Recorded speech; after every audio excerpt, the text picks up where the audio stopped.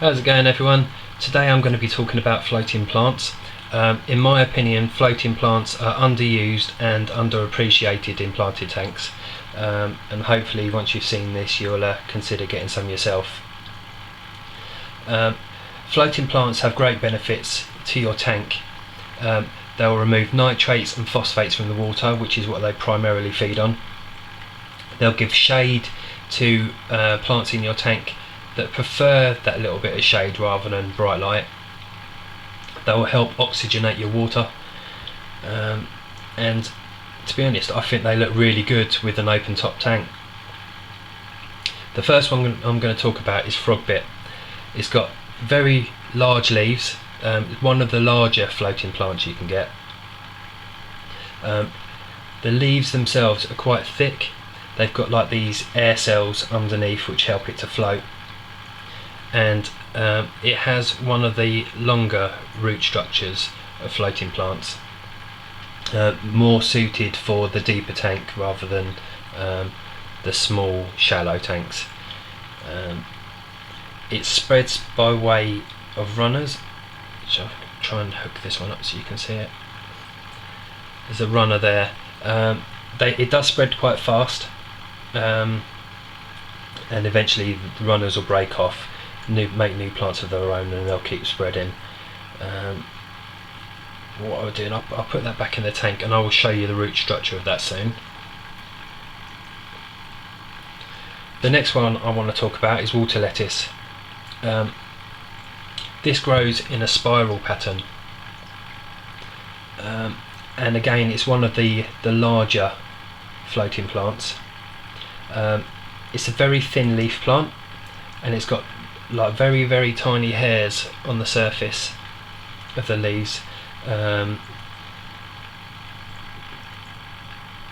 Its root structure is about the same size eventually as the Frogbit, so really more suited for the deeper tanks.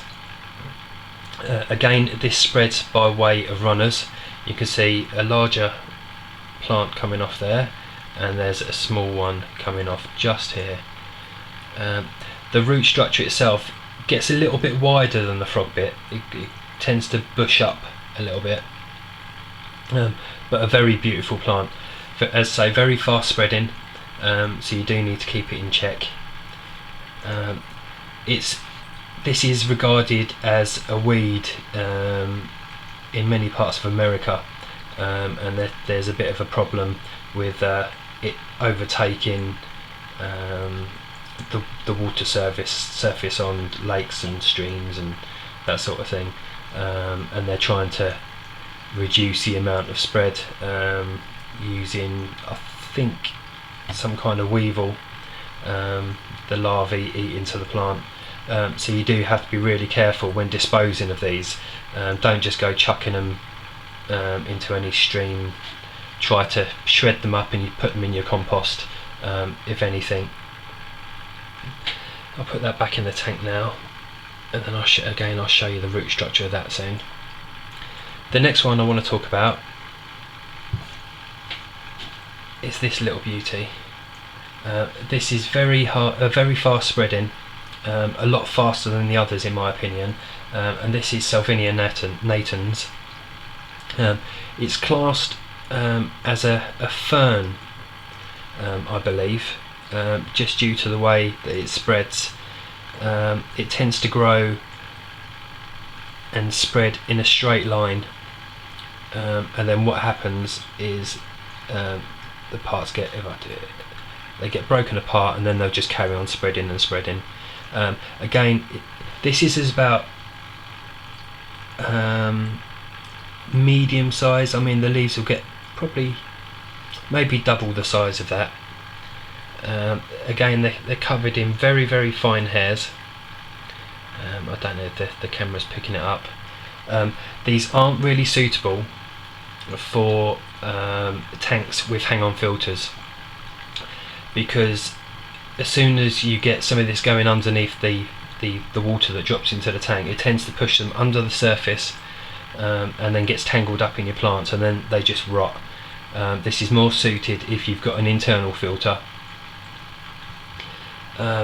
It's got the shortest root structure of the floating plants. They only get to about an inch long, inch and a half at the most. So they're ideally suitable for the shallow tanks, but it does spread very fast, so you really do need to keep it in check, because you'll have the benefit of giving shade to certain areas of the tank, but once it covers the whole surface, it blocks a good majority of the light to the tank.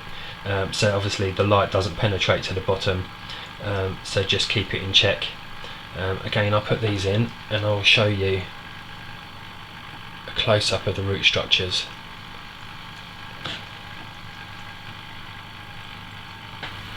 Okay, here you can see the root structure of the water lettuce. It's got a very bushy root system. At the moment it's not as long as the Frogbit. You can see it's a perfect place for fry to hide away. You'll get shrimp hanging onto the bottom, giving it a good old clean. The roots are covered in fine hair-like roots, which get quite long, which cause the bushiness. On the right hand side you can see the runner coming off with another small water lettuce on it. That'll eventually break off, and both plants will carry on growing and spreading. Quite a fast spreader, not the fastest of the three. I think the Salvinia Natans is the fastest of the three, but still will spread quite fast. You've got